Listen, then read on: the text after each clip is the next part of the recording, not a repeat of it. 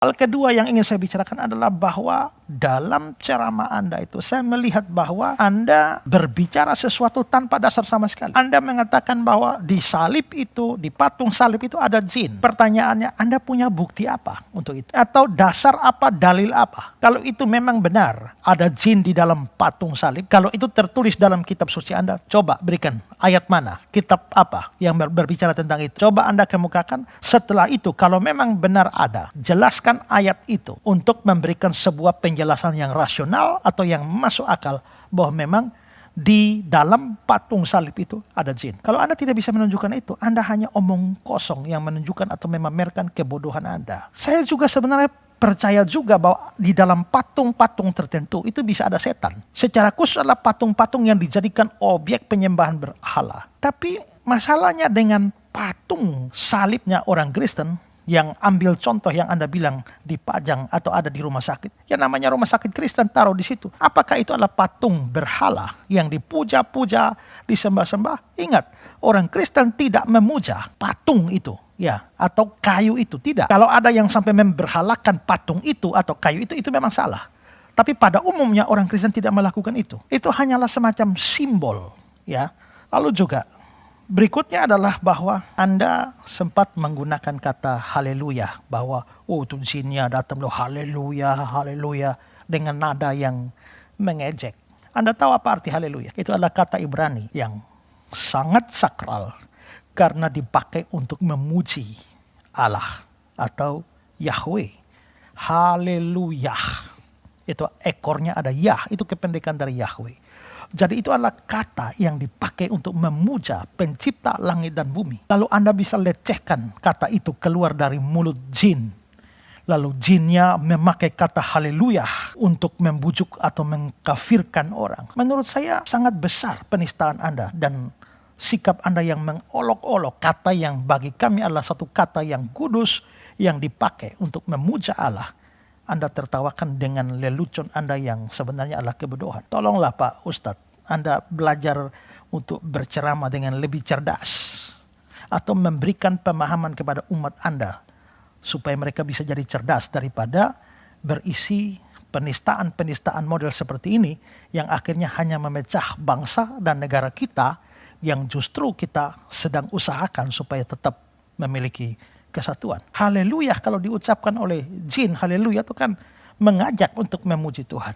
Nah, apakah menurut Anda jin atau setan bisa mengajak orang dengan sungguh-sungguh memuji Tuhan? Itu hal lain lagi yang menunjukkan bahwa omongan Anda ini tidak masuk di akal. Dan yang terakhir yang ingin saya komentari adalah bahwa kebodohan lain dari Anda yang sangat menyolok itu adalah karena Anda mengatakan bahwa bahkan setelah mati pun muat di ambulans ya. Lalu ada simbol salibnya di situ juga. Tak juga sanggup, antar dia ke makamnya pakai ambulan C, lambang kafir. Balik dari sini beli pilok, hapus itu, ganti bulan sabit merah.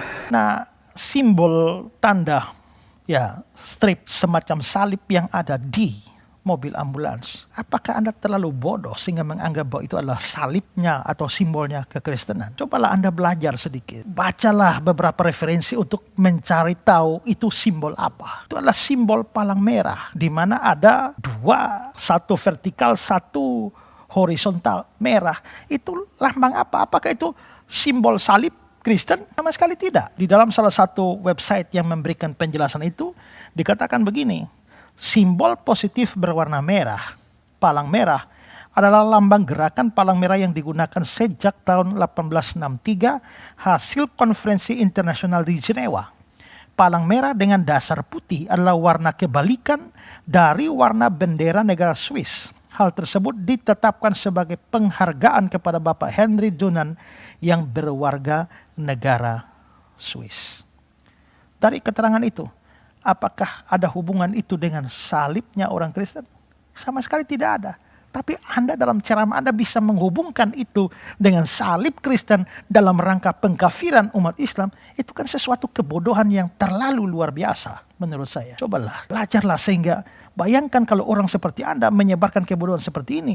Berapa juta umat yang mendengar Anda itu semua jadi bodoh karena ceramah-ceramah Anda seperti itu. Karena itulah Pak Ustadz yang terhormat, Saya khawatir bahwa Anda terlalu alergi dengan salib, sehingga semua yang berbentuk salib Anda akhirnya begitu ketakutan dan menganggap sebagai upaya pengkafiran. Bisa-bisa Anda lihat tiang listrik, tiang jemuran, rangka payung, dan sebagainya. Anda begitu ketakutan karena itu menganggap itu salib. Dan itu mengkafirkan umat Islam. Sekali lagi, menurut saya ini tidak lebih dari sebuah pameran kebodohan.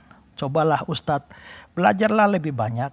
Ingat bahwa kualitas ceramah bukan hanya terletak pada kefasihan berbicara, tapi juga terletak pada materi atau isi dari apa yang dibicarakan.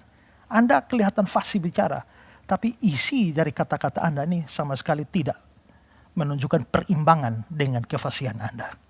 Karena itu saya sebagai umat Kristen, saya menyarankan kepada Anda juga supaya bertobatlah dan berhentilah dari ceramah-ceramah yang hanya mendiskreditkan atau mencela, menghina, mengolok-olok kepercayaan orang lain. Kalau Anda tidak percaya, ya sudah, tidak ada yang paksa kok. Silakan Anda berurusan dengan agama Anda dan tidak usah sambil mendidik umat Anda. Anda bisa mendidik dari kebenaran yang Anda yakini dalam agama Anda tanpa harus menjelek-jelekan apa yang diyakini oleh agama lain.